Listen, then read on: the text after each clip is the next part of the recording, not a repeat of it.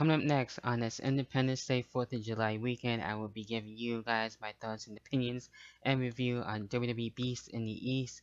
Coming up next, my review, thoughts and opinions. You know what's also coming up next? Roll that damn intro. Inside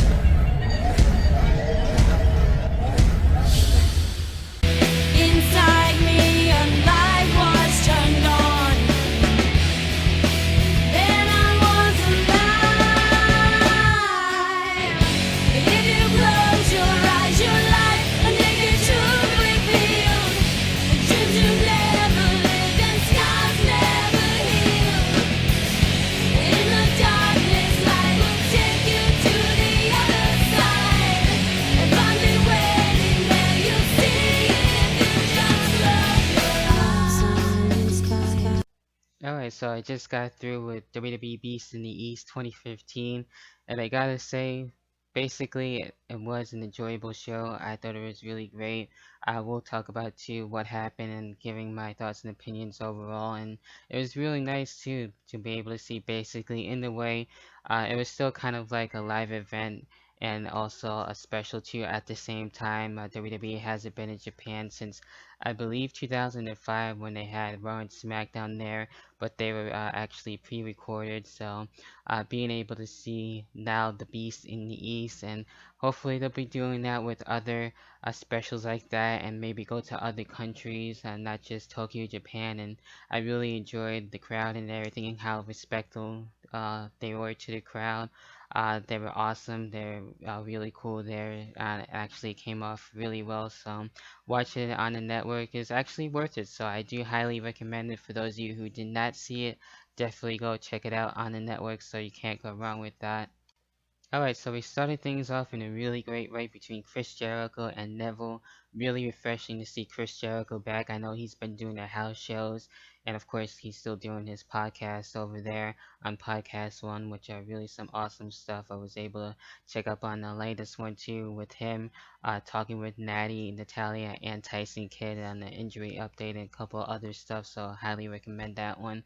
On a side note, but Chris Jericho and Neville, really great match between these two. Almost kind of like heel Jericho going into this one as well, kind of showing off a little frustration, trying to defeat Neville, and in the end he does, and he's able to get the line tamer, if you will, the Walls of Jericho on Neville. Neville actually tried to defeat Chris Jericho with the Red Arrow. That wasn't the case.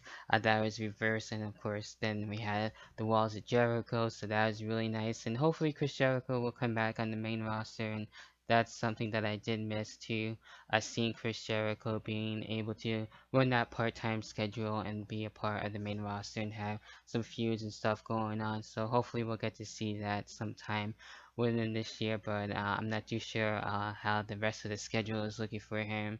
I'm sure he'll be doing the house shows throughout the year, so we'll see what happens with that. It would be nice to actually see him at least on some of the big pay-per-views. Maybe he'll come back for the Royal Rumble or something like that. SummerSlam, I'm not too sure about. That's kind of iffy at this point, but really nice match to start things off, and awesome. Highly recommend you checking that one out as well.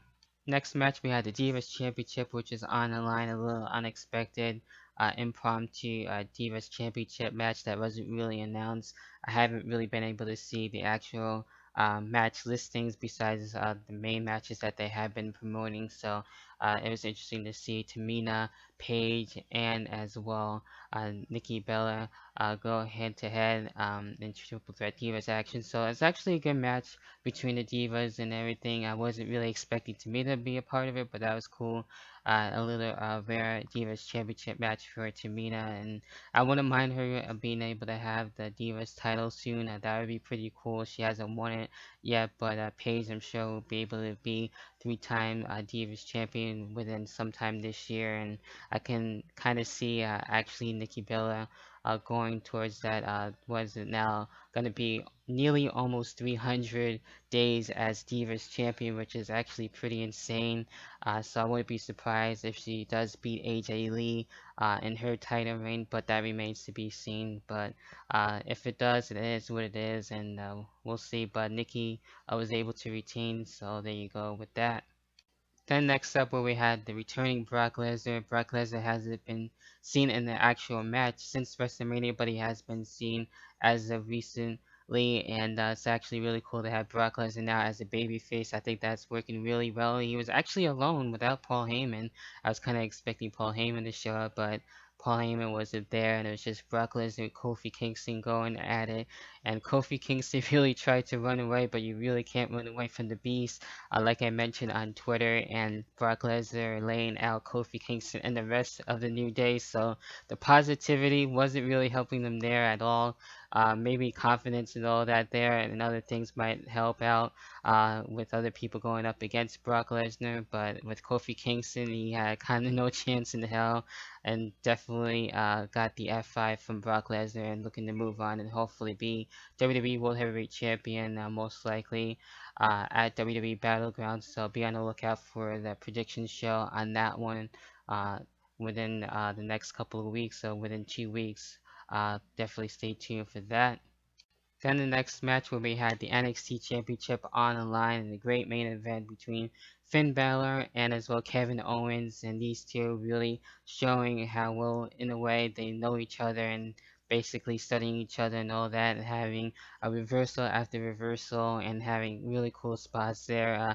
I really like too, like the ladies were able to hand out flowers and stuff, and Kevin Owens didn't really care and just chucked them out of the way and just wanted to get right to the point and right into the matchup and everything. So these two going at it, I pretty am sure that we will get to see these two go head to head once again, whether it be on the NXT special. I know NXT will be in Brooklyn for a special there, so maybe we'll get to see it then. And I don't think these two are over yet. We had the Demon Balor actually show up, which is damn awesome. I love the face paint that Finn Balor does. That's really awesome and really cool. So I've seen that like split personality going into it with Finn Balor is really awesome. So that's enjoyable. Great match.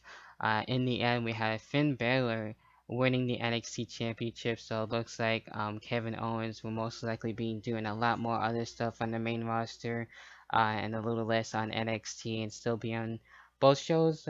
Maybe we'll see for Raw and SmackDown and as well NXT. That remains to be seen, since I know when somebody ends up losing the NXT Championship and then moves on to better things on the main roster, it seems to be happening that way. That's just how I feel about it. But who knows? We'll see what happens with that. And of course, Kevin Owens is looking to face John Cena at WWE Battleground for the US title this time. So it won't be champion versus champion like I thought it was still going to be, like we had it before. So now it'll be just John Cena as the US champion and Kevin Owens now without the NXT title. So we'll see what happens with that. And really enjoyable show, like I mentioned earlier. Definitely well worth it for the NXT special for the Beast in the East. What did you enjoy about it? Do you think there should be another special like that? And maybe we'll get to see it from other countries and eventually Tokyo again, since I thought it was well worth it. So hopefully you guys are enjoying your 4th of July weekend. I know I sure am. So